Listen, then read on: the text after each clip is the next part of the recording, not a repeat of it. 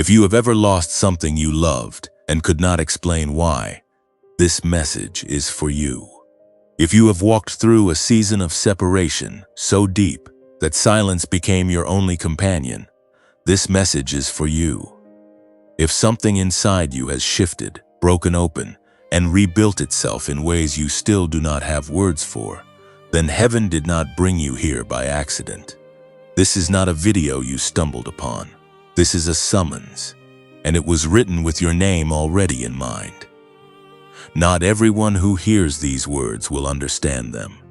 Some will scroll past. Some will dismiss what they feel rising in their chest right now.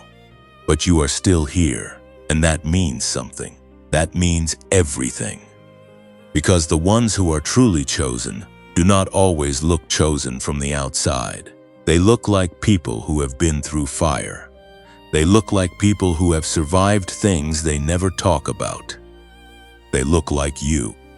The Word of God declares in the book of Isaiah, chapter 43, verse 2, "When you pass through the waters, I will be with you, and when you pass through the rivers, they will not sweep over you. When you walk through the fire, you will not be burned. The flames will not set you ablaze." That verse was not written for someone who has had an easy road. It was written for someone who has actually been in the water. Someone who has felt the current pulling at their ankles and wondered whether they would make it to the other side. It was written for you. And if those words just landed somewhere deep in your spirit, if something in you just recognized those lines like a letter addressed to your own soul, then I need you to pause right now and type 144 in the comments below. That number is not random. In the book of Revelation, 144,000 were sealed, chosen, and set apart by God Himself. When you type that number, you are not just responding to a video, you are making a declaration. You are saying, "I am one of the ones who was set apart. I know what it cost, and I am still standing." Because, beloved, that is what this entire message is about. It is about what happens when a chosen one, someone anointed before they were born, someone marked by heaven with a calling that cannot be canceled, begins to carry an attitude that leaves God Himself speechless. Not speechless in the way a crowd goes quiet at a performance. Speechless in the way a father goes silent when a child he loves, a child he sacrificed everything for, turns and walks in the opposite direction without looking back. There is something happening in the spirit realm right now that most people cannot see, but you can feel it because you have always been sensitive to things others overlook. You have always known when something was spiritually significant, even when you could not name it. That gift did not come from anywhere on this earth. It was placed inside you by a God who has been watching you since before your first breath. And tonight, right now, in this very moment, heaven has pressed pause on everything around you to deliver a message that you were always meant to receive. You may be sitting in a season of deep questioning. You may be carrying an attitude that even you cannot fully defend, a hardness you have built around your heart because something or someone hurt you in a way that felt unforgivable. You may have pulled back from prayer. You may have put distance between yourself and the God who called you. And on the surface, you may have convinced yourself that you are fine, that you have moved on, that none of it matters anymore. But something in you knows that is not the whole truth. Because the chosen do not get to walk away clean. Not because God holds them hostage, but because the calling follows them. It sits in the quiet moments. It rises in the middle of the night. It speaks in the gap between who you are right now and who you were always meant to become. And right now it is speaking louder than it ever has before. If this channel has ever brought a word to your spirit that you carried into your week, that helped you get back up when you did not think you could, I want to invite you to support this mission. The link to donate is in the description below and in the pinned comment. Every contribution helps this message reach another chosen one sitting in the dark, wondering if God has forgotten their name. You have the power to be part of that. You have the power to be the reason someone else finds their way back. And while you are down there, please like this video, share it with someone whose spirit you know needs this word today, and subscribe to this channel if you have not already done so. Turn on the notification bell so that every time heaven moves through this platform, you are the first to know. You were not built to receive this kind of message once. You were built to keep returning to the well. So settle in, chosen one. Do not rush what God is doing right now. Do not scroll past this moment, because the moment you almost skipped is usually the one that changes everything. Heaven froze when your attitude turned. Michael, the commander of God's armies, stood stunned. And now the word is moving toward you to answer the one question that has been burning at the center of all of it. What really happened and what happens next? Type 144. Let heaven know you are here. There is something the scientists have been measuring for decades that the church has known in its spirit for centuries. The ones who are chosen carry a different frequency. Not metaphorically, not as poetry. Literally, measurably in the electrical activity of the brain itself. The people who have been marked by something greater than themselves operate on a different wavelength than the average person. Researchers who study high-performance cognition, deep creative insight, and what some call moments of divine clarity have traced all of it back to a specific pattern of brainwave activity. They call it gamma. And before that, in the quieter, more receptive state that precedes gamma, they call it theta. You already know what theta feels like. Even if you have never heard the word, it is the state you slip into during deep prayer when the words stop and something else takes over. It is the moment just before sleep, when a solution to a problem you have been carrying for weeks suddenly becomes obvious. It is the feeling in worship when time disappears and something in your chest opens like a door. That is not imagination. That is your brain entering a frequency that most adults have almost entirely lost access to. And here is what makes that significant for you specifically. Children live in that state. Geniuses access it naturally. And the chosen, the ones who carry a spiritual sensitivity that others around them cannot explain, tend to have a residual connection to it that the ordinary rhythm of adult life has been slowly cutting off. Think back to what was said in the first section. 7 minutes of stillness. That number was not chosen randomly.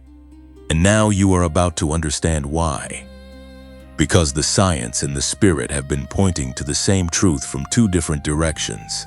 And they meet exactly here. A neuroscientist named Dr. James Rivers has spent more than 30 years studying the relationship between brainwave states and human potential. His research has been connected to institutions including MIT, and his findings have been referenced in conversations at the highest levels of cognitive science, including programs that originated within NASA research environments.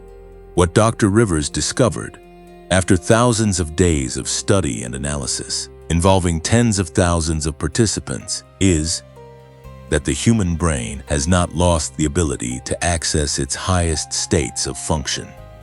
It has simply lost the habit. The pathway is still there. The frequency is still available. What was needed was a precise audio mechanism that could guide the brain back into alignment with the theta and gamma states it was always designed to operate in. The result of that research is called the genius wave. It is a 7-minute audio track delivered digitally, built on a technology called brainwave entrainment. The principle is elegant in its simplicity. Your brain, like every living system, naturally synchronizes with external rhythms. When you hear a precisely calibrated audio frequency through headphones, your brain does not resist it. It follows it. The way a tuning fork causes another tuning fork nearby to begin vibrating at the same pitch.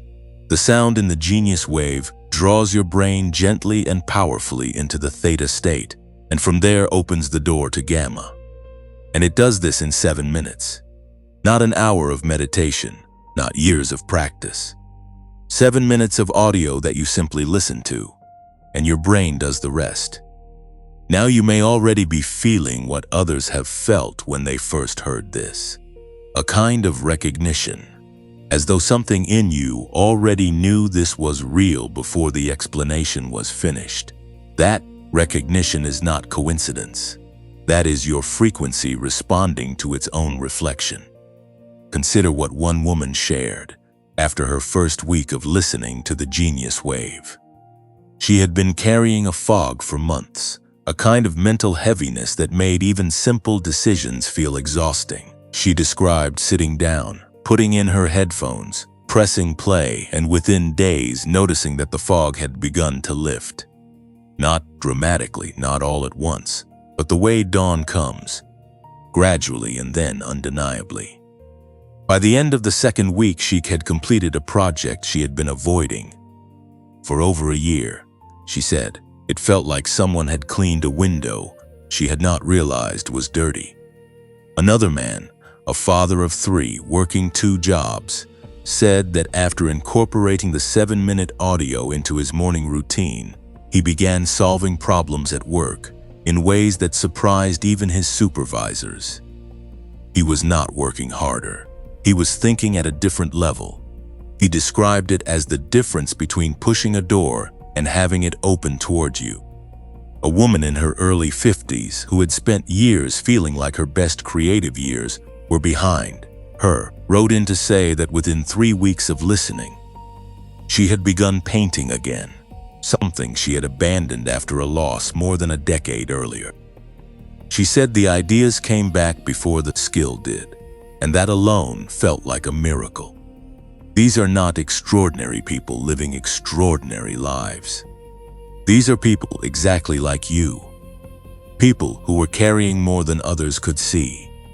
People who were chosen for something and could feel the gap between where they were and where they were meant to be. And the genius wave met them in that gap. Now, before the price is mentioned, something needs to be said directly to you, because you deserve honesty in this moment. There is a part of you that may be thinking $39 is not nothing, and that thought is completely valid. You have spent money before on things that promised transformation and delivered disappointment. You have been let down by programs, by systems, by people who spoke confidently about what they could offer, and then left you with less than you started with. That experience is real, and it has shaped the way you evaluate new information. It should. That discernment is part of what makes you chosen. But here is what is different. The genius wave is not asking you to believe in a personality. It is not built on charisma or clever marketing alone. It is built on 30 years of neuroscientific research, on measurable brainwave data, on thousands of people who came to it with exactly the same skepticism you are carrying right now, and left with results they could not deny. The investment is $39. That is the current price available through the link in the pinned comment below this video. The standard price is $49, and this reduced rate is not permanent. It is available for a limited window, and when that window closes, it closes completely. With that $39 investment comes a 90-day money-back guarantee. 100%. No fine print designed to trap you. If you listen for 90 days and feel nothing has shifted, you receive every dollar returned to you without a single question asked. That is not the offer of a product that is uncertain about what it delivers. That is the offer of a research-backed tool that has already proven itself in the lives of more than 19,000 people and carries a return rate of under 4%. Those numbers speak before any words need to. However, there is something you must know before you search for this on your own. Because of the response this product has received, counterfeit versions have begun to appear on unauthorized platforms. These imitation files do not carry the precision calibration that makes the Genius Wave effective. They are copies of a name without the substance behind it, and they will not produce the results that the real audio track produces. The only safe and verified source is the link in the pinned comment beneath this video. That is the one and only place to access the authentic Genius Wave at the current $39 rate with the full 90-day guarantee intact. Do not trust any other link. Do not purchase from any other source. The pinned comment is where your access begins. And that access is not guaranteed to remain at this price indefinitely. The window that exists right now, $39, 90-day protection, verified source, is open for a limited time. When it closes, the price returns to $49, and the guarantee terms may change. The people who moved when they felt the prompting are the ones who look back weeks from now with a different kind of clarity in their eyes. The people who waited for a more convenient moment often found that the moment had quietly passed. You did not arrive in this section of this message by mistake. You arrived here because something in you already knows that your brain was built for more than the fog, more than the heaviness, more than the gap between your potential and your reality. The Genius Wave is not a product for everyone. It is a tool designed for the ones who are ready. And the fact that you are still reading these words right now is the clearest signal that you are one of them. The link is pinned. The price is $39. The guarantee covers you for 90 days, and the frequency you were born to carry is waiting to be restored. You have carried something your entire life that you could never quite name. It was not ambition exactly, though ambition was part of it. It was not simply faith, though faith ran underneath it like a river beneath stone. It was something older than either of those words. Something that was present before you had the language to describe it, before you had the experiences to frame it, before the world began its long and patient work of teaching you to doubt what you felt most deeply. It was the weight of a calling, and a calling at this level, the kind that heaven places on a soul before that soul ever draws breath, does not sit lightly. It presses. It insists. It returns every time you try to set it down. From the very beginning, you were different, and you knew it. Not in the way that pride knows things loudly and with self-congratulation, but in the quiet, uncomfortable way that truth knows things. You noticed what others overlooked. You felt what others dismissed. You carried a sensitivity to the spiritual atmosphere around you that sometimes felt more like a burden than a gift, because it meant you could never fully pretend that things were fine when they were not. You could never entirely convince yourself that the surface of life was the whole of it. Something always pulled your attention downward, into the deeper layers, where the real questions live, and where most people never venture because the answers there demand too much. That pull was not a personality quirk. It was not the result of your upbringing, though your upbringing shaped how you responded to it. It was not anxiety, though it sometimes wore anxiety like a coat. That pull was the fingerprint of God on your soul, and it has been there since before your name was spoken aloud on this earth. The book of Jeremiah, chapter 1, verse 5, records these words from the mouth of God himself. Before I formed you in the womb, I knew you. Before you were born, I set you apart. That verse is not a comfort verse to be printed on a greeting card and set on a shelf. That verse is a declaration of origin. It is God establishing the sequence of events.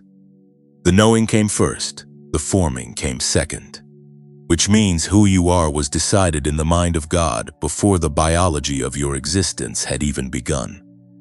Let that settle into you for a moment.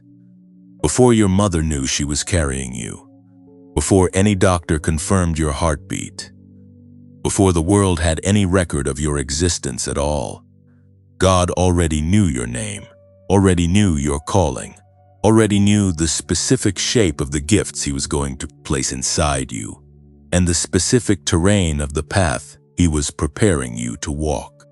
You were not an afterthought in the story of heaven. You were a deliberate creation, constructed with intention, released into time with a purpose that was already fully formed in the mind of the one who made you. This is why the drift is so significant. Not because God is easily offended, and not because a season of hardness or questioning cancels what was written over you before your birth, but because the chosen one who begins to drift is not simply making a personal choice about their own spiritual comfort. They are carrying a calling that belongs to other people too. Your anointing was never only for you. The clarity you were built to carry, the discernment placed in your spirit, the creative capacity and the depth of insight that emerges when you are fully aligned, none of that was given to you for your own benefit alone. It was given to you because there are people ahead of you on the road of your life who need what only you can offer.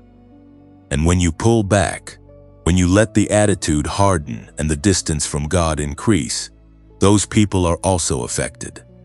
The gap you leave is a real gap. The silence where your voice was meant to speak is a real silence. You may not feel like someone whose presence matters that much. And that itself is one of the most effective lies the enemy has ever planted in the mind of a chosen one, because the enemy does not come after ordinary things. He does not waste his most sophisticated strategies on targets that pose no threat. The level of opposition you have faced in your life, the specific nature of the attacks that have come against your peace, your relationships, your sense of purpose, the intensity, seasons when everything seemed to be working against you at once, that is intelligence, information, that is evidence of what you carry and what the darkness has been trying to suppress. You do not face that kind of warfare because you are insignificant. You face it because you are dangerous to everything that opposes the light. Think about the moments in your life when you have been closest to your calling, when prayer felt like breathing and purpose felt like solid ground beneath your feet. Think about what was happening around you in those seasons. Think about how different the atmosphere felt.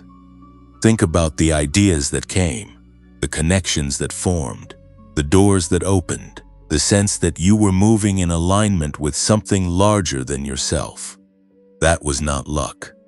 That was not coincidence. That was what life looks like when a join in a frequency they were built to carry. And then think about what shifted. Not in one dramatic moment, in most cases, but gradually. A disappointment that did not get processed. A prayer that seemed to go unanswered for long enough. That doubt began to take root in the space where certainty used to live. A wound from someone inside the community of faith that left you more guarded than you had ever been before. A season of loss that made the goodness of God feel theoretical rather than personal. A growing sense that perhaps you had been mistaken about what you thought you heard, what you thought you were called to, who you thought you were in the spirit. And so the hardness came, not all at once, but layer by layer, the way ice forms on still water. So slowly you almost do not notice until you reach for what used to flow freely and find it frozen. The attitude that left God speechless was not born in a moment of rebellion. It was born in a moment of pain that never got brought to the only one capable of healing it at the root. That is the truth that heaven has been waiting to speak to you, and it has been patient in its waiting, because the love that holds you has never been in a hurry to condemn. It has only ever been in a hurry to restore. Because here is what God has never done, not once. Across every season of your pulling away, across every layer of hardness you have built, across every prayer you swallowed instead of releasing, across every Sunday you sat in the parking lot and drove home without going in, He has never canceled what He wrote over you before you were formed. He has never looked at the distance between where you are and where you were meant to be and decided the gap was too wide to cross. He has never once looked at you in the coldest, most closed-off version of yourself and seen anything other than the chosen one He designed before the foundations of the earth. The calling is still there, beneath the hardness, beneath the questions, beneath the attitude that stunned even the angels. The original blueprint remains completely intact, not damaged, not diminished, not waiting for you to earn your way back to it, simply waiting, the way a door waits, the way a father waits at the end of a road, scanning the horizon every morning, for the silhouette he has been holding space for since the moment it disappeared from view. You are not too far. You have not gone too long. The weight you feel right now, that pressure in your chest that brought you to this message in the first place, that is not condemnation. That is the calling, reminding you that it is still there. That is heaven, refusing to let you forget who you were always meant to be. And what comes next in this message is going to show you exactly what that means and exactly what it cost for that truth to reach you right here, right now, in this exact moment of your life. There is a moment in the life of every chosen one when the between what is seen and what is real becomes thin enough to see through. Not with the physical eye, but with the part of you that has always known more than your circumstances could explain. That moment is not always comfortable. In fact, the moments of greatest spiritual clarity are often the ones that arrive wrapped in the deepest discomfort, because truth at this level does not come to make you feel settled in the wrong place.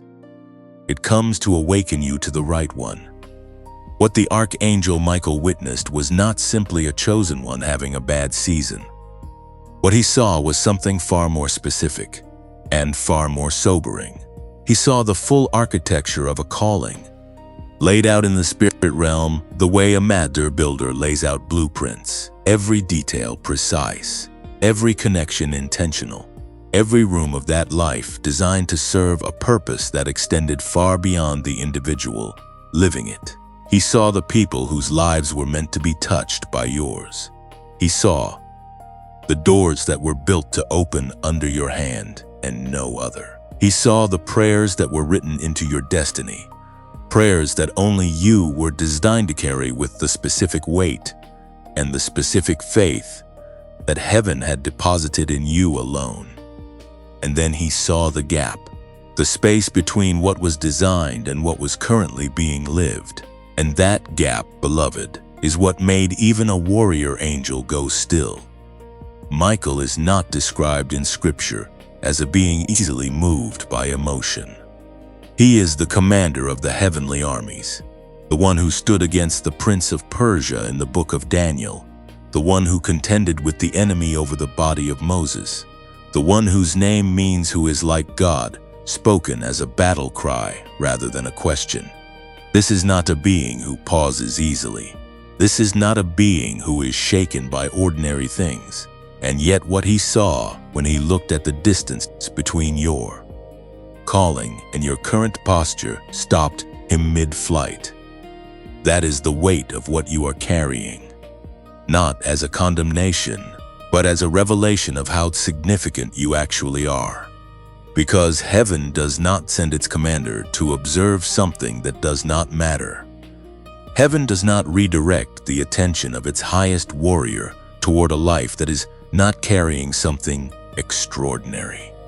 The very fact that Michael was present, the very fact that what he witnessed was significant enough to cause that kind of pause, tells you everything you need to know about the magnitude of what God placed inside you before you ever took your first breath. And here is what Michael also saw. He saw that you were not gone. He saw that beneath the hardness, beneath the attitude, beneath the distance and the questions and the weight of everything you have been carrying in silence, the flame was still burning. Smaller than it was designed to burn, yes. Lower than it was meant to reach, absolutely, but present. Undeniable, still alive in the place where God originally lit it, because the fire that God places in a chosen one is not the kind that the wind of circumstance can simply extinguish. It can be covered, it can be nearly smothered by the weight of disappointment and unprocessed grief. But it cannot be put out by anything that originates outside of the one who placed it there. That flame is the reason you are still here. That flame is the reason this message found you today instead of passing you by. That flame is the reason something in you leaned forward when these words began, instead of scrolling away to something easier and less demanding of your attention. You recognize the light because you are still carrying it, even in the season when you have almost forgotten that it is there. Now, before this message moves into the next layer of what heaven wants to say to you, there is something that needs to be acknowledged. This channel exists because of a calling of its own. Every word spoken here, every message crafted for the ones who are chosen and searching, and sometimes standing at the edge of everything they thought they knew. Every single one of those messages takes time, prayer, and deliberate intention to bring into existence. And this channel is no longer monetized through YouTube. There are no advertisements for what you are receiving right now. What you are hearing is not a product of an algorithm's economic incentive. It is the product of a genuine commitment to reaching the ones who need these words, regardless of whether a platform rewards that commitment financially. If this message has touched something real in you today, if something that was spoken in these sections has landed in a place that needed to be reached, and you feel moved to help this channel continue doing exactly what it is doing, the donate link is available in the pinned comment below and in the description of this video. Your support, whatever you are able to give, makes it possible for the next chosen one sitting in the dark to find their way to a message that was waiting for them. Every contribution, no matter how small, is not just a financial gift. It is a seed planted in the lives of people you will never meet, but whose stories will be changed because you chose to give. And if you are not in a position to give right now, please hear this clearly. Your presence here already matters. Watching this video to the end, leaving a comment below, sharing this message with one person in your life whose spirit you know needs it today, these are not small things. These are acts of partnership in a mission that is larger than any single video or any single moment. This channel grows because people like you choose to be part of what it is building. So if you have not yet liked this video, take a moment to do that now. If you have not subscribed, this is the moment. Turn on the notification bell so that when the next message is released, you are the first to receive it. And share this video with someone who is chosen and does not yet know it. Someone who is carrying a calling they have been trying to put down. Someone who needs to hear that heaven has not looked away from them. The link to the Genius Wave, the 7-minute audio tool discussed in the previous section, is also available in the pinned comment and in the description. If that part of this message stirred something in you, If the connection between the frequency of the chosen and the science of brainwave alignment made something click into place that had been waiting to click, do not let that moment pass without following it. $39, 90 days of protection, and a verified link that takes you directly to the authentic product. Everything you need is already waiting in the pinned comment below. And now, back to what Michael saw. Because the vision did not end with the gap, app, and the flame. It continued. It moved forward into something that most chosen ones never get to see about themselves. The full scope of what was originally designed for their life, and what the restoration of that design actually looks like when it is allowed to come to completion. There is a blueprint inside you that has never been canceled. It has been delayed, yes. It has been buried under seasons of hardness and years of questions and layers of an attitude that was always more about protection than rebellion. But a blueprint does not disappear because the construction has stalled. The plans remain exactly as they were drawn, and the architect has never once lost interest in seeing the building completed. What was written over you before you were formed is still written. What was placed inside you before you could understand, it is still there.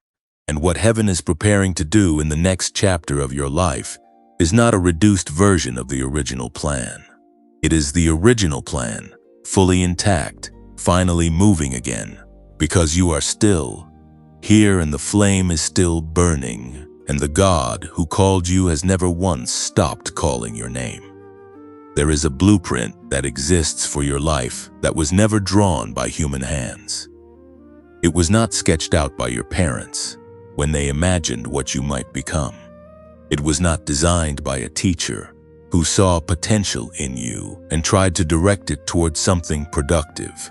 It was not assembled from the pieces of your personality and your talent and your circumstances by any force that operates within the boundaries of this world.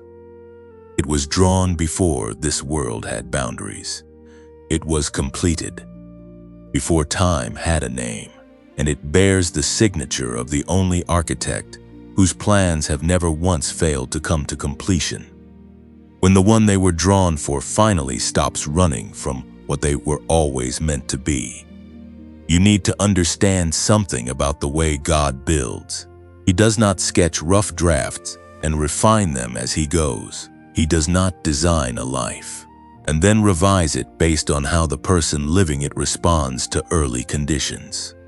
When God establishes a calling, he establishes it in its fullness from the beginning. Every gift that you carry was deposited with precision. Every sensitivity, every depth of perception, every capacity for love and creativity and insight that you have ever felt moving through you was placed there deliberately, not randomly distributed among your traits, but intentionally woven into the specific fabric of who you are, because it serves a specific function in the specific calling that was written over your life before you existed to receive it. This means that nothing you have been through has surprised him, not the loss, not the betrayal, not the season when the faith you were so certain of began to feel like sand slipping through your hands, not the moment when the attitude hardened and the distance grew and the words stopped coming in prayer because something inside you had closed a door it was not sure it wanted to reopen. He saw all of it. He saw it before it happened, and he built your calling to account for every single one of those valleys, not because he ordained the pain, but because he is the kind of God who wastes nothing, not one tear, not one sleepless night, not one season of silence. Everything you have walked through has been forming something in you that the easy path could never have produced. The book of Jeremiah, chapter 29, verse 11, carries these words. For I know the plans I have for you, declares the Lord, plans to prosper you and not to harm you, plans to give you hope and a future. That verse is one of the most quoted in all of Scripture. And because of that, it has sometimes lost its weight through familiarity. But you need to hear it today not as a comfort verse, but as a statement of divine architecture. God is declaring that He already knows the plans, not that He is working them out as He goes. Not that He is adjusting and recalibrating based on your cooperation or your failure to cooperate. He already knows them. They are already complete in His mind. And what He knows is not a plan for your suffering. It is a plan for your prosperity, your hope, and your future. But here is what that verse does not say. It does not say the plan activates on its own, regardless of the posture of the person it was written for. It does not say that the chosen one can harden indefinitely, can pull back indefinitely, can allow the attitude to build walls indefinitely, and still walk automatically into everything that was prepared. The plan exists. The calling is intact, but there is a cooperation required that has nothing to do with earning what was given and everything to do with being in a position to receive it. Think of it this way. A river does not stop flowing because a stone has been placed in its path. The water is still moving. The source has not dried up. But a stone placed precisely at the point where the river was meant to nourish a particular piece of land will divert that water elsewhere, and the land that was meant to flourish will grow dry while the water continues to flow somewhere it was never intended to go. The plan has not been canceled. The provision has not been withdrawn.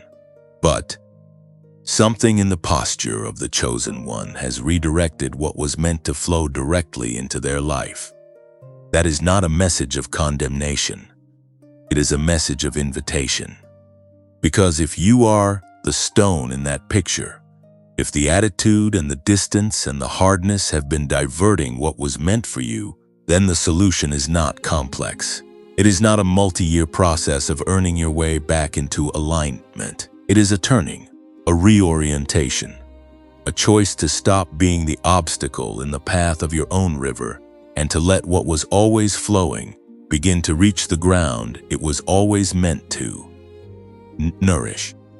And what is waiting on the other side of that turning is not a diminished version of the life you were called to. What is waiting is the full original design, because God did not reduce your blueprint while you were away.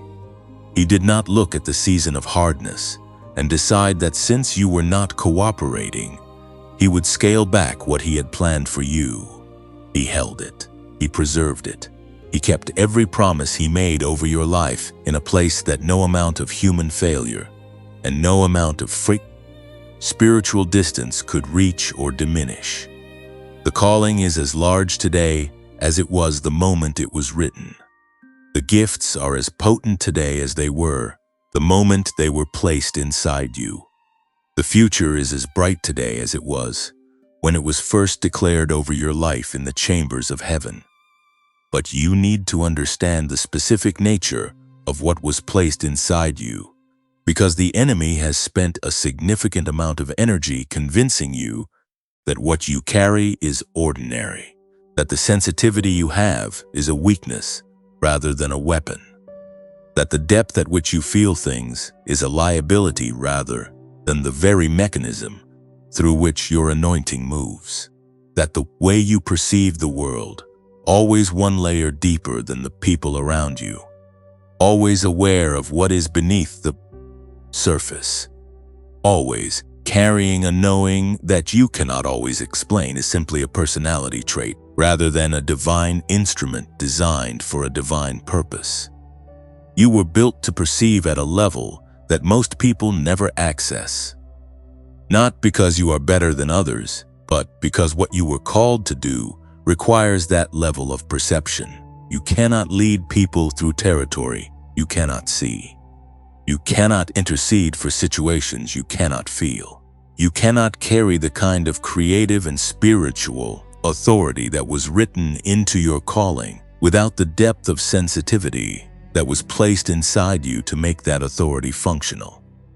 The very things about yourself that you have been most tempted to apologize for. The intensity, the depth, the way you feel everything so completely. The way you cannot simply skim the surface of life, the way others seem to do so effortlessly. Those are not flaws in your design. Those are features of your anointing. And the world that you were called to impact needs exactly what you carry. Not a softer version of it. Not a version that has learned to apologize for its depth and dial back its intensity so that others feel more comfortable in its presence. The full, undiminished, God-designed version of what you were built to be. The version that was sketched in heaven before your first breath and has been waiting through every season of your life, including this one, for you to finally stop agreeing with.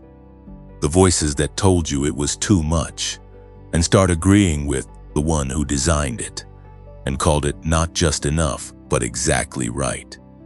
Because the blueprint has never been revised. The calling has never been reduced. And the God who drew those plans before the foundations of the earth has been holding them intact through every storm, every drift, every hardening, every moment of silence, waiting for this exact moment to remind you that what was written over you before you were formed is still written, still waiting, still completely and utterly yours. There is a road that Scripture speaks about with a quietness that makes it more terrifying than if it were spoken with thunder. It does not announce itself with dramatic signs or sudden collapse. It does not arrive in a single moment of obvious rebellion. It comes gradually, the way temperature drops in a room when a window has been left open through the night. By morning, you are cold, but you cannot point to the exact moment the warmth left. You only know that it is gone, and that the distance between where you are and where the fire used to burn feels wider than you remembered it being when you first began to drift. The book of Hebrews, chapter 2, verse 1, speaks with a precision that should stop every chosen one in their tracks. We must pay the most careful attention, therefore, to what we have heard so that we do not drift away. Not so that we do not rebel. Not so that we do not make a dramatic turning from everything we believed. The warning is against drifting, because drifting is the mechanism the enemy uses most effectively against the ones who carry the most. A chosen one who falls suddenly and dramatically is visible to themselves and to others, and that visibility creates the possibility of a sudden and dramatic return. But a chosen one who drifts, who simply moves a little further from the shore each day without making any loud declaration of departure, that is a different kind of danger, because the drift can go on for so long that the shore disappears from sight before the person in the water realizes how far they have traveled from it. You know what drifting feels like from the inside. It does not feel like a choice you are making. It feels like a series of small adjustments to circumstances that are outside your control. It feels like protecting yourself from another disappointment. It feels like being realistic, like learning from experience, like growing up and letting go of expectations that turned out to be naive. It tells itself a story that sounds reasonable. It uses the language of maturity and self-preservation and emotional intelligence to justify a movement that is, at its core, a slow separation from the source of everything you were designed to carry. And here is the specific danger for someone at your level. The gifts do not disappear immediately when the drift begins. The sensitivity is still present. The perception is still functioning. The depth of insight that was woven into your anointing continues to operate for a season, even when the connection that was meant to sustain it has begun to weaken, and that can create a false sense of security. You can still feel things deeply. You can still perceive what others cannot. You can still produce, still create, still move through your days with enough of the original frequency present to convince yourself that nothing essential has been lost. But there is a difference between operating on the reserves of what was deposited and operating in the full flow of what was designed. There is a difference between the light of a candle that is burning down its last inch of wax and the light of a flame that is connected to an inexhaustible source. From a distance, both produce light, but one is diminishing with every passing hour, and the other is as bright at midnight as it was at noon. The chosen one who is drifting is often living in the candlelight of their remaining reserves, and the enemy is patient enough to wait for those reserves to run low before he makes his next move. Because that is when the attitude sets in most completely. Not at the beginning of the drift, when the wound is still fresh, and the grief is still active, and the chosen one is still close enough to the shore to feel the pull of what they are leaving. The attitude calcifies at the point when exhaustion has replaced grief, when the reserves have run low enough that cynicism starts to feel like wisdom, when the distance has become familiar enough that returning feels more disorienting than staying away. That is the ground where the hardness takes its deepest root, and that is the ground that left God speechless. Not because he did not see it coming, but because he sees what it is costing you, and he loves you too much to pretend that the cost is acceptable. This is the moment to pause and acknowledge something that this channel has been feeling the weight of in its own journey. Every message spoken here, every section written to reach the chosen one who is sitting in exactly the place this message is describing, carries a cost of its own. Time spent in prayer before a single word is written. Hours of careful attention to what heaven is saying and how it needs to be said. A commitment to showing up with something real rather than something merely impressive. And this channel does all of that without the support of YouTube monetization, because the platform no longer funds this work. What keeps it going is the community of chosen ones who understand what this mission is and choose to be part of sustaining it. If this message has reached you today and something in these words has touched a place in you that needed to be touched, and if you feel moved to help ensure that the next person who needs this message is able to find it, the donate link is in the pinned comment below and in the description of this video. This channel is not asking for what you cannot give. It is simply making space for those who feel the prompting to respond to it. Whatever you are able to offer, however small it may seem to you, it is not small to this mission. It is the reason this work continues. It is the reason the next chosen one sitting at the edge of their drift will find a word waiting for them when they finally stop and look for one. And if giving financially is not where you are right now, that is completely understood. What you can do, and what matters more than you realize, is to like this video before you leave. Share it with one person whose name just came to your mind while you were reading these words, because that name did not come randomly. Subscribe to this channel if you have not already done so, and turn on the notification bell so that when the next message is released, it finds you immediately. These actions are not small gestures.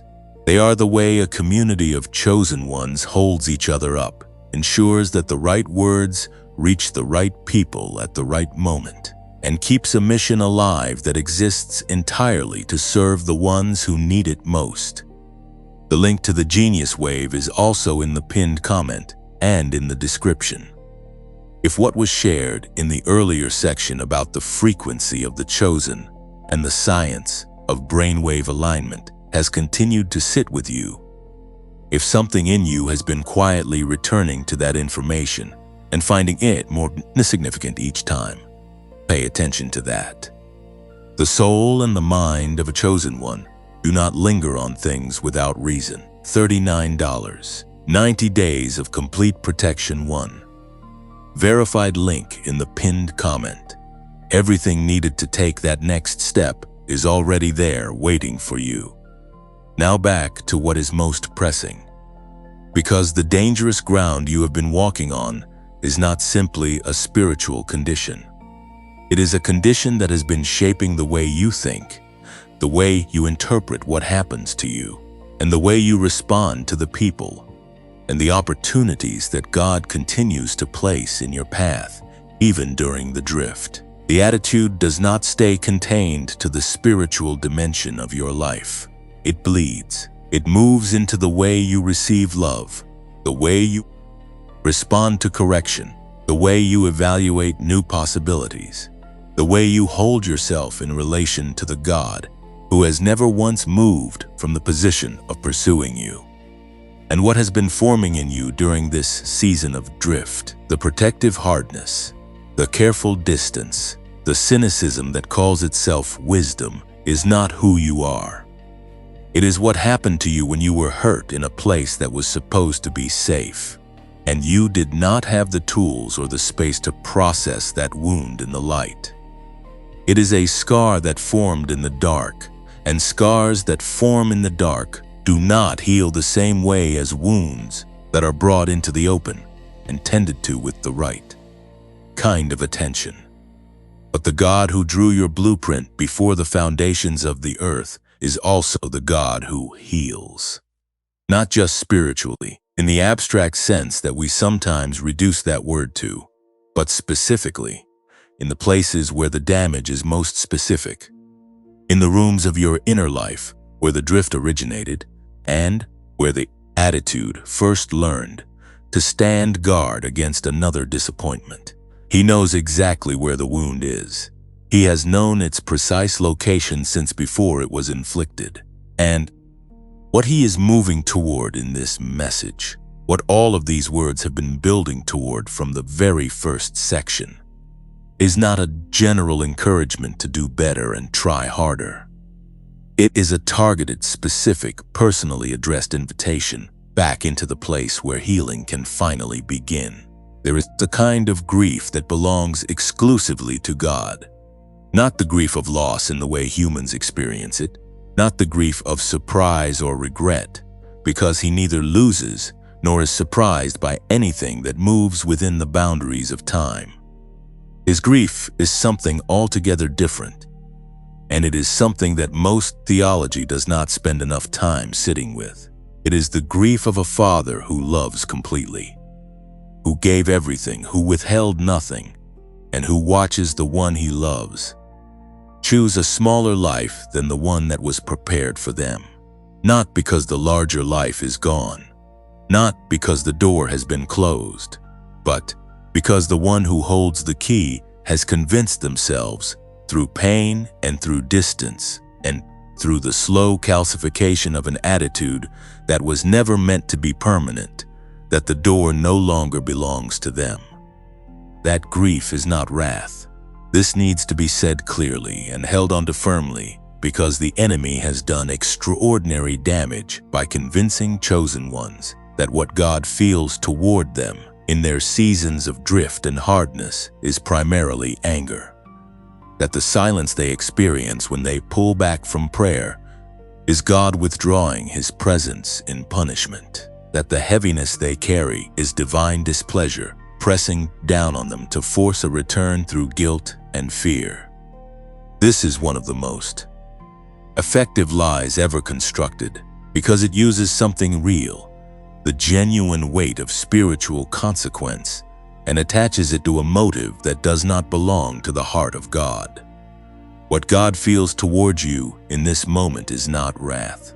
It is the specific, aching, relentless love of someone who can see everything you were designed to be and everything you are currently settling for, simultaneously, in full detail, without the mercy of being able to look away. He sees the version of you that was written in heaven before the foundations of the earth. He sees the calling in its fullness, the gifts in their intended expression, the life that was designed to flow from the pneu alignment of your anointing with your obedience. And he sees the gap between that and where you are standing right now. And he holds both of those realities at once, the design and the distance, the calling and the drift. And what moves through him as he holds them is not anger. It is love so complete that it refuses to release you to the smaller story, even when you are insisting on living it. The Gospel of Luke, chapter 15, verse 20, describes the moment a father sees his returning son from a distance, and what he does before the son has spoken a single word of his prepared speech, before any explanation has been offered, before any condition has been met. But while he was still a long way off, his father saw him and was filled with compassion for him. He ran to his son, threw his arms around him, and kissed him. There are layers in that verse that deserve more attention than they typically receive. The father saw him while he was still a long way off, which means the father had been looking, which means the watching did not begin when the son turned around and started walking home. The watching had been continuous, sustained through every day of the son's absence, through every season of the drift, through every moment when the son was not thinking about home at all. The father had never stopped looking in the direction his son had gone. That is the God who is looking at you right now, not waiting at a distance with arms crossed and a prepared list of your failures, not standing at the door with a reckoning to deliver before the embrace is offered. Standing at the edge of the horizon, having never stopped watching the road, filled with a compassion that does not calculate what you deserve before it moves. Running before you have finished your sentence. Throwing arms around you before you have had the chance to explain yourself. This is not a reduced version of love. This is love operating at its highest and most essential expression, and it is directed entirely at you in this season, from this distance, right now. But the grief is real, and sitting with the reality of that grief is not meant to produce shame in you. It is meant to produce something far more useful than shame. It is meant to produce a genuine understanding of the weight of what is at stake. Because when you understand that the God who holds the universe in the span of his hand is grieved, not angered, not disappointed in the way a human superior is disappointed, but genuinely, deeply grieved by the gap between your calling and your current posture, something shifts in the way you relate to the distance. It stops being a negotiation and becomes a recognition. It stops being about whether you have done enough to deserve restoration and becomes about whether you are willing to let the love that has been running toward you from the moment you turned away finally reach you. The grief of God is not passive. This is perhaps the most important thing to understand about it. It does not simply sit in heaven and ache from a distance. It moves. It sends. It speaks through messages that finds us in the specific moment, when the reserves are low enough that the defenses have thinned, and the heart is just open enough to receive something it would have deflected in a stronger season. The very fact that these words are landing in you today, the very fact that you have read this far without closing the window or scrolling away, is evidence that the grief of God has been doing what it always does. Moving toward you, refusing to accept the distance as permanent, sending word ahead of the restoration that is already in motion. And here is what that grief knows that your attitude has been trying to deny. You are not actually comfortable where you are. The hardness is not comfort. The distance is not peace. The cynicism that has been performing as wisdom is not rest. Underneath every layer of protection that you have built, underneath the attitude that left heaven speechless, there is a homesickness that no earthly address can satisfy. There is a longing for the frequency you were built to carry that no substitute has been able to silence.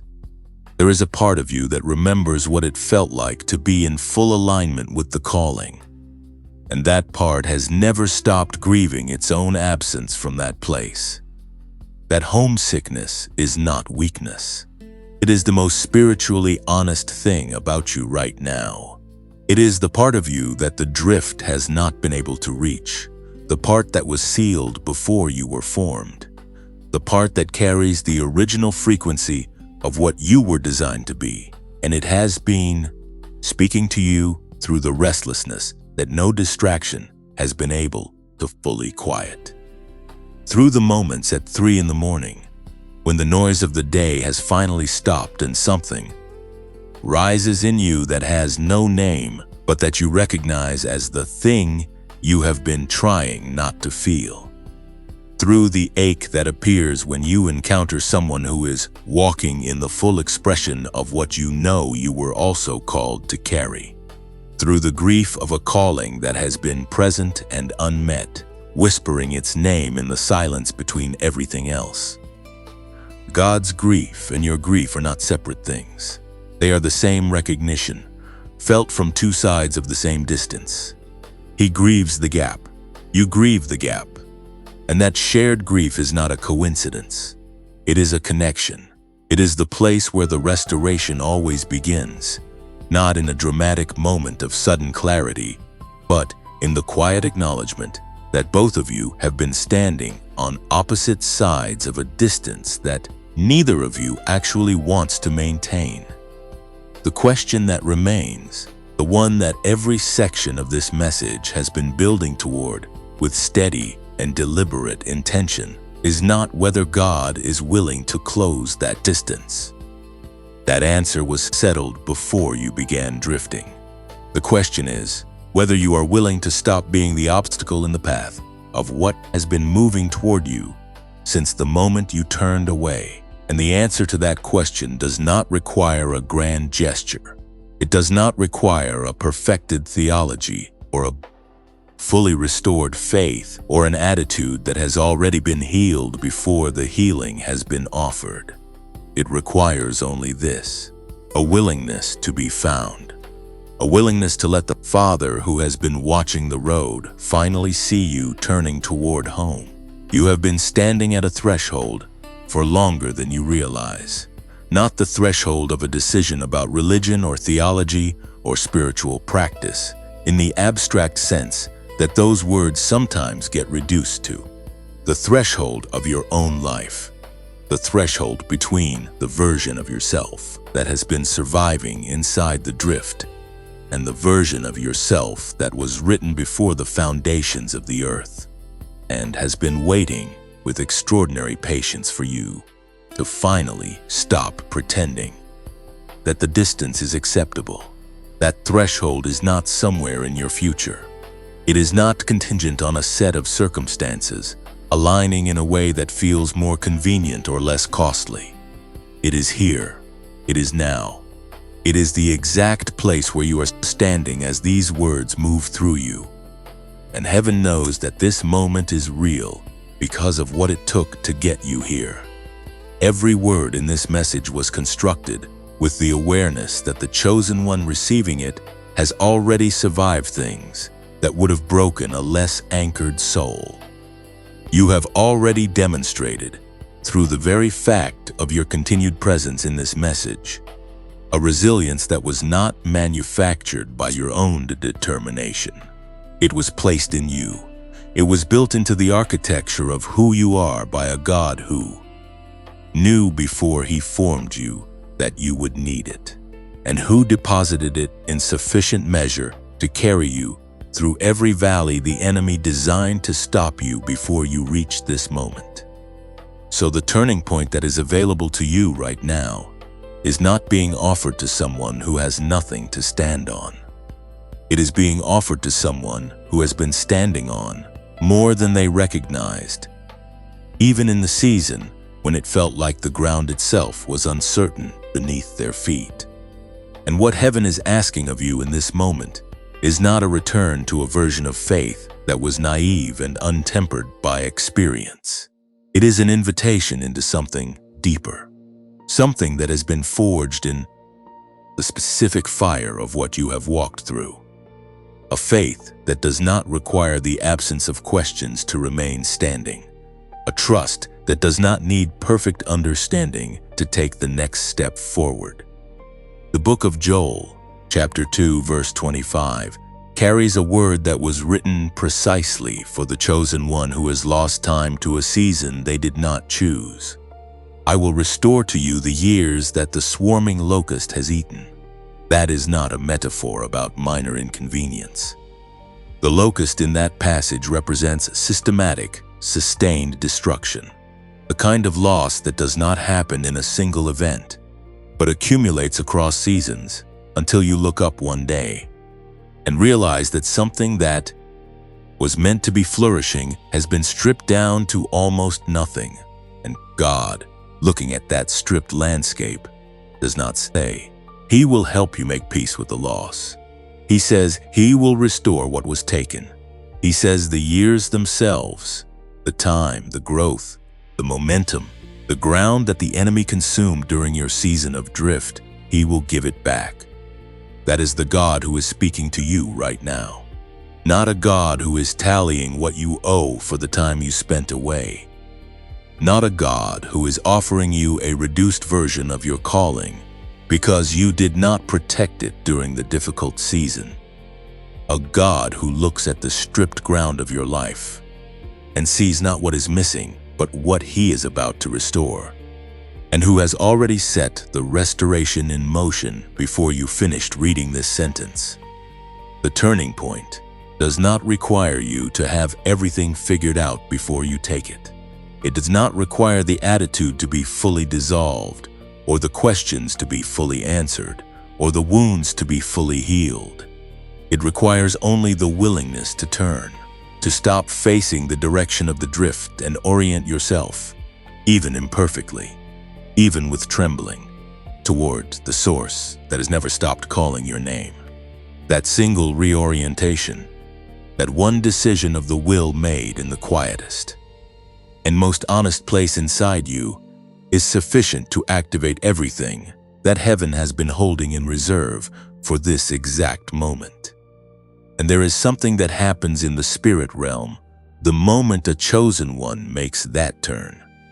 Something that goes far beyond the personal restoration of the individual making it. When a chosen one who has been carrying a calling of this magnitude finally turns back toward their source, the ripple is not contained to their own life. It moves outward. It reaches the people who were always meant to be impacted by their anointing. It restores access to the doors that were built to open under their hand.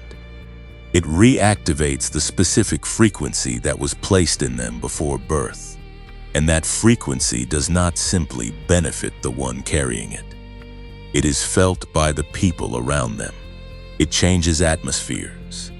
It breaks things in the spirit that have been waiting for precisely this level of anointing to return to full operation before they could be broken. This is why the enemy worked so hard to engineer your drift. This is why the opposition you have faced in your life has been so specific and so sustained. He was not trying to inconvenience you.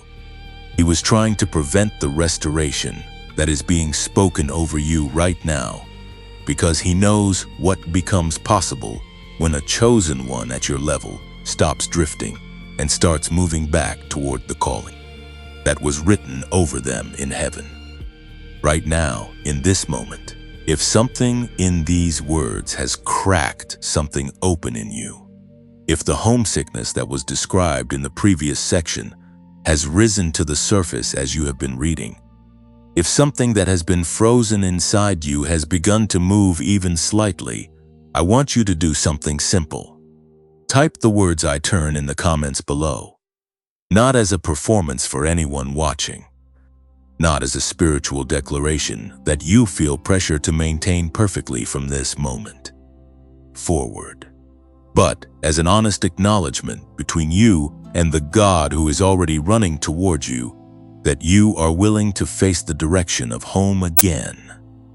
Those two words carry more weight in the spirit than 1,000 polished prayers spoken from a place of religious obligation.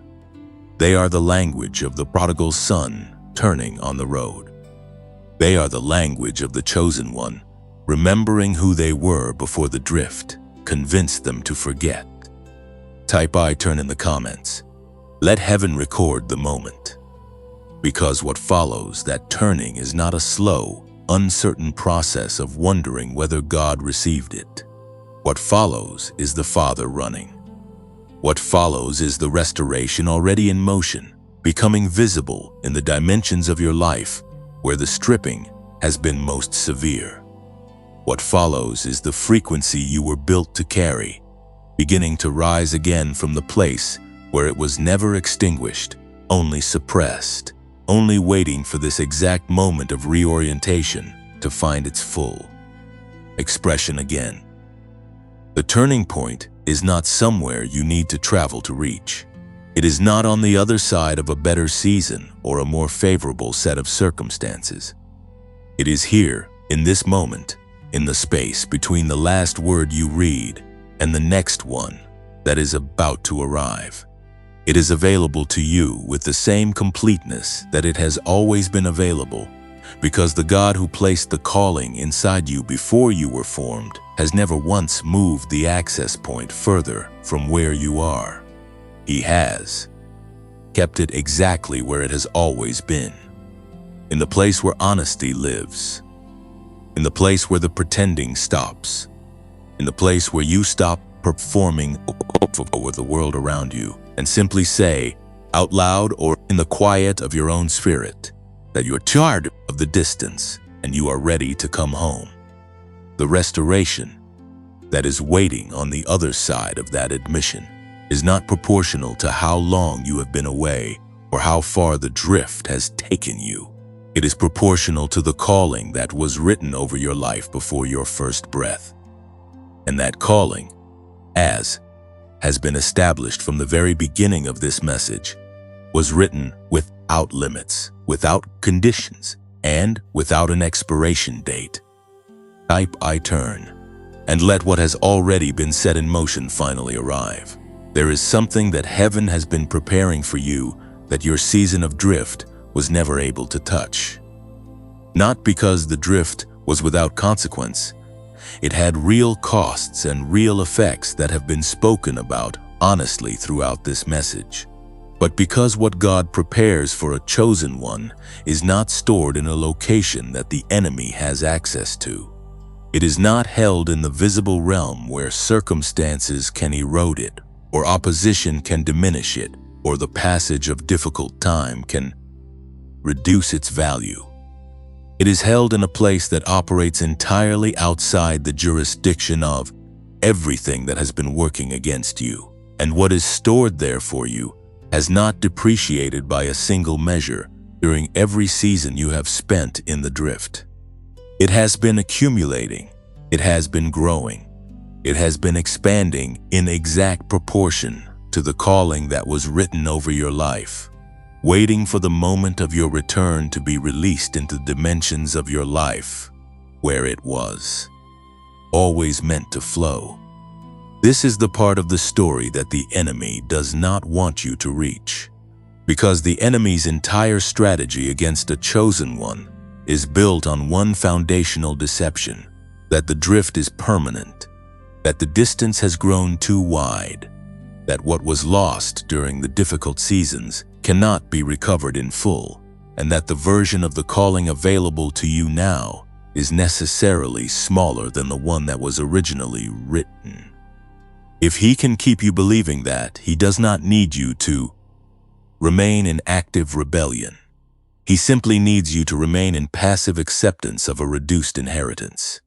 He needs you to settle, and settling for a chosen one carrying the magnitude of what you carry is a form of defeat that looks from the outside like a reasonable adult making peace with reality.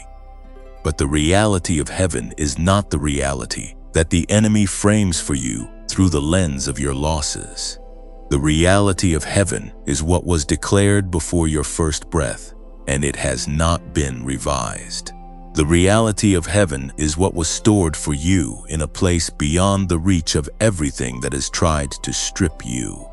And the reality of heaven, when it finally breaks through into the visible dimensions of a chosen one's life after a season of restoration, does not look like a gradual, modest improvement in circumstances. It looks like what can only be described as suddenness, like doors that were closed for years opening in a single week, like provision arriving from directions that had no logical connection to any effort you made, like relationships being restored that you had accepted as permanently broken, like gifts that had been lying dormant beneath the weight of the drift, suddenly surfacing with a clarity and a potency that surprises even you. This is not wishful thinking dressed in spiritual language. This is the pattern that runs through Scripture and through the lives of chosen ones who have walked this road before you. The pattern of the long night, followed by the morning that comes not gradually, but all at once. The pattern of the stripping, followed by the restoration that exceeds what was taken. The pattern of the prodigal who returns to find not a quiet, cautious welcome, but a celebration that the older brother standing in his own kind of religious drift cannot comprehend. The return of a chosen one to their calling does not produce a modest spiritual adjustment. It produces an eruption of everything that has been held in reserve. The book of Isaiah, chapter 60, verse 1, speaks into this exact moment with words that were written for the chosen one who has been sitting in a long darkness and does not yet know that the light is already in motion. Arise, shine, for your light has come, and the glory of the Lord rises upon you. The command to arise is given before the light is described as having already arrived, which means the arising is not a response to seeing the light come. It is an act of faith in advance of the visible evidence. Arise first. Shine in the posture of someone whose light has already come before the circumstances have fully confirmed it.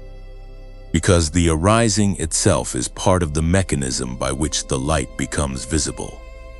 The chosen one who waits to stand up until after everything looks different will wait longer than necessary. The one who stands up in the decision to believe that the light has already come will find that the arising and the arriving happen almost simultaneously. That is the invitation of this section.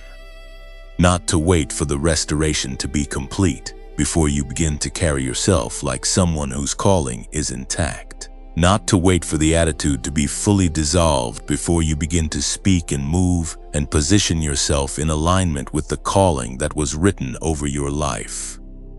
But to arise now, in this moment, in this section of this message, in the middle of whatever is still unresolved and unhealed and unanswered. To arise in the posture of someone who has heard from heaven and has decided to believe it before the evidence has finished arriving. Because here is what awaits you on the other side of that arising. There are people whose lives are directly connected to the expression of your calling. People who have been waiting, without knowing they were waiting, for the specific gift that only you carry to come into its full operation. There are doors that were built with your name on them that have been standing closed, not because they were locked against you, but because the one they were designed to open for had not yet returned to the position from which they were meant to be entered. There are prayers that you prayed in seasons of greater alignment that have not expired, that have been accumulating in heaven, waiting for the moment of your return to be answered in a sequence that will feel, when it begins to unfold, like heaven making up for lost time all at once. And there are dimensions of your calling that you have not yet seen, not because they were not written, but because the full expression of a calling at your level requires the specific tempering that comes from the valleys.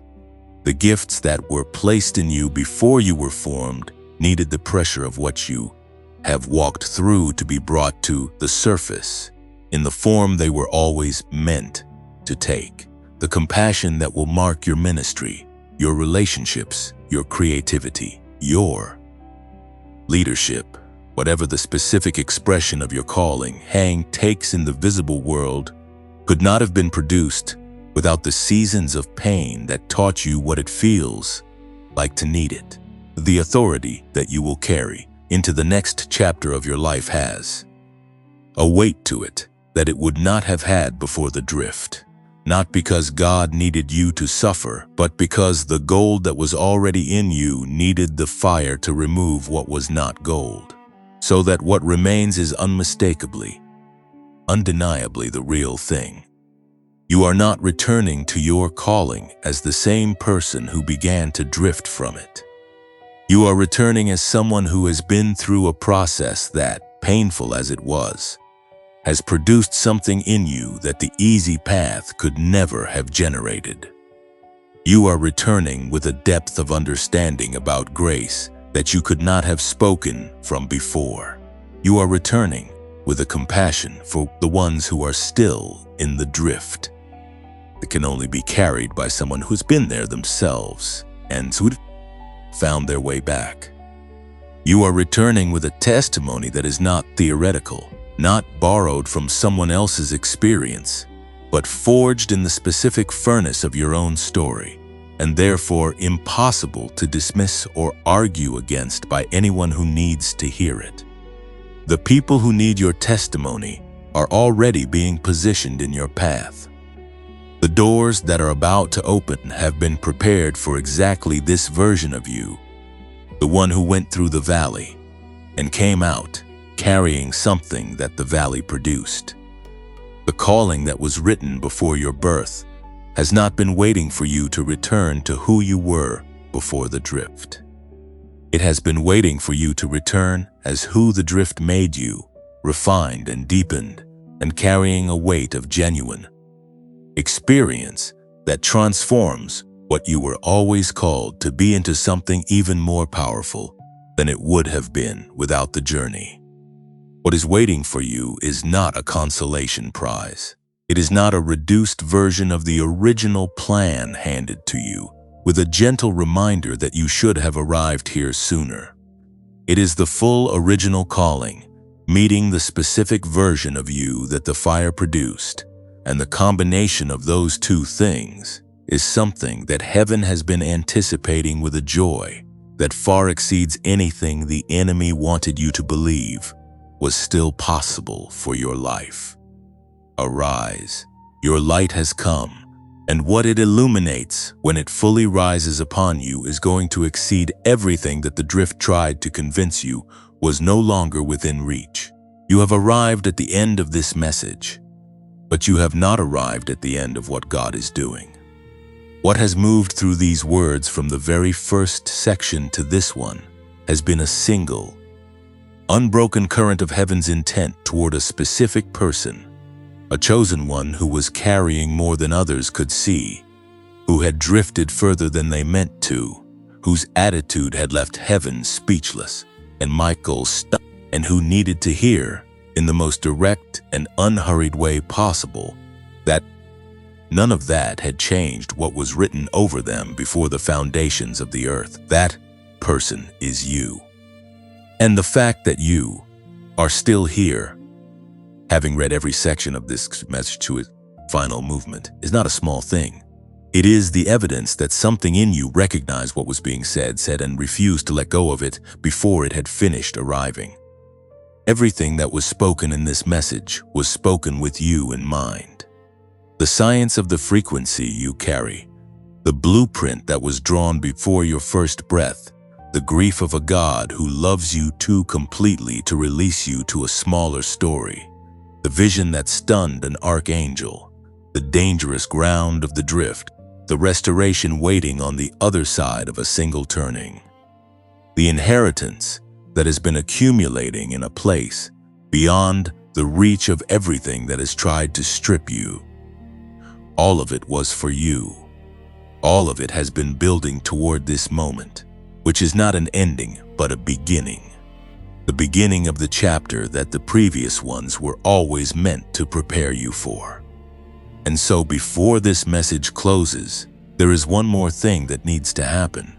Not as a performance, not as a religious obligation, but as the most natural response to everything that has been moving in you as these words have unfolded. A prayer, not a long or complicated one. Not one that requires you to have resolved every question or healed every wound before you speak it. Just the honest words of a chosen one who has heard from heaven today and is willing to let that hearing become a turning. If you are willing, speak these words now, quietly or aloud, in whatever space you are in. Say this: Father, I have been far. I have been hard in places I was never meant to be hard. I have built walls around the very gifts you placed inside me, and I called it survival. But I know now that it was distance. I am tired of the distance. I am tired of carrying a calling I have been refusing to fully step into. I am not coming back because I have everything figured out. I am coming back because you have been watching the road since the moment I turned away, and I can feel that watching even now. And I do not want to make you wait one more day. Restore what the seasons consumed. Reactivate what the drift suppressed. Let the frequency you placed in me before I was formed rise again to the level it was always designed to reach. I arise, I turn, I come home.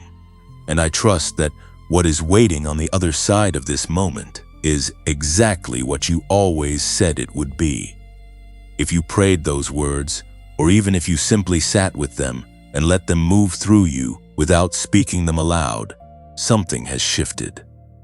Not because words are magic, but because honesty directed toward the God who has been waiting for exactly this level of openness from you is never wasted. It lands, it registers, it activates. And the restoration that was spoken about in the previous section, the suddenness that follows the chosen one back toward their source, is already in motion from the moment that honesty was offered. Now, this channel exists because of a conviction that these messages need to keep reaching the ones who need them. Every word in every section of every video produced here is the result of time spent in prayer, in intentional listening, in the careful work of translating what heaven is saying into language that can reach a chosen one sitting in the middle of their drift and remind them of who they were always meant to be. This channel is no longer monetized through YouTube. That decision was made deliberately because the mission here is not to serve an algorithm. It is to serve the ones who are chosen and searching and sometimes standing at the edge of everything they thought they knew. This channel has chosen to continue making these videos because we believe these messages need to keep reaching the right person at the right moment. If you want to walk alongside us in keeping this journey going, you can support this channel through a voluntary donation using the link in a pinned comment below or in the description of this video. We are grateful for every act of support, every prayer offered on behalf of this mission, and every share that carries these words to someone who was not yet looking but needed to find them. We know that not everyone is in a position to give financially, and that is completely understood and respected. But if you feel the prompting, if something in you recognizes what this work is and wants to be part of sustaining it, the link is there and the invitation is open. What you can always do, regardless of where you are financially, is to like this video before you leave. That single action extends the reach of this message to chosen ones who have not yet found it. Share this video with someone whose name has been sitting in the back of your mind since the opening section, because that name arriving in your thoughts was not random. It was an assignment. Someone in your life is sitting in a drift right now, carrying a calling they have nearly convinced themselves no longer belongs to them, and this message was meant to reach them too. You are the bridge. Subscribe to this channel if you have not yet done so, and turn on the notification bell so that the next message finds you the moment it is released. You were not built to receive a word like this once and then return to the noise unchanged. You were built to keep coming back to the well, to keep receiving what heaven is releasing, to keep moving deeper into the calling that was written over you before your first breath. The link to the Genius Wave is also in the pinned comment and in the description.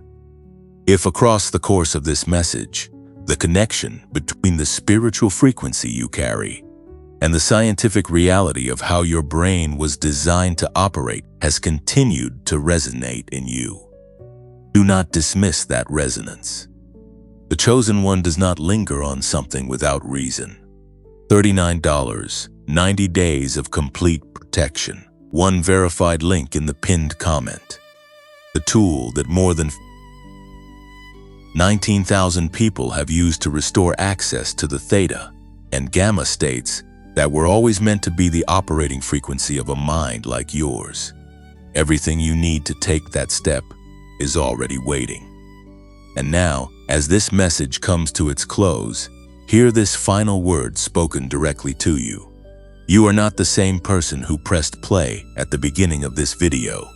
Something has moved in you. Something has shifted in the spirit around you. The attitude that left God speechless has been addressed by the only voice capable of reaching the place where it was rooted. The blueprint that was drawn before your birth is still intact. The inheritance that was accumulating while you were in the drift is ready to be released. The people who need what you carry are already being positioned in your path. The doors that were built with your name on them are already beginning to move. You are chosen. You were chosen before you had the capacity to understand what that meant. You were chosen through the valley, and you were chosen in the drift, and you are chosen right now, in this exact moment, carrying everything the fire produced and everything the restoration is about to add to it. The archangel who was stunned by what your attitude was costing you is now watching what your return is releasing.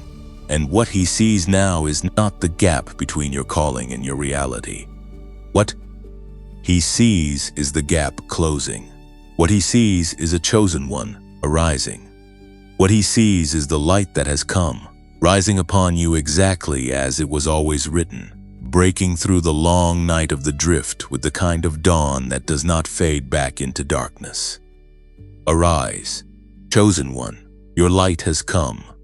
Heaven is still calling your name, and the voice that has been calling it since before the foundations of the earth is not tired, not distant, not diminished by the seasons of your turning away.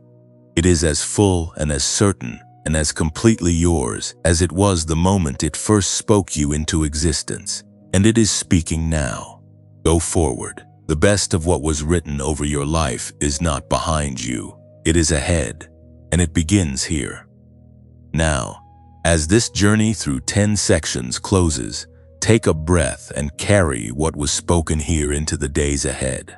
You were found by this message because you were ready to be found. And what comes next in your story is going to reflect exactly that.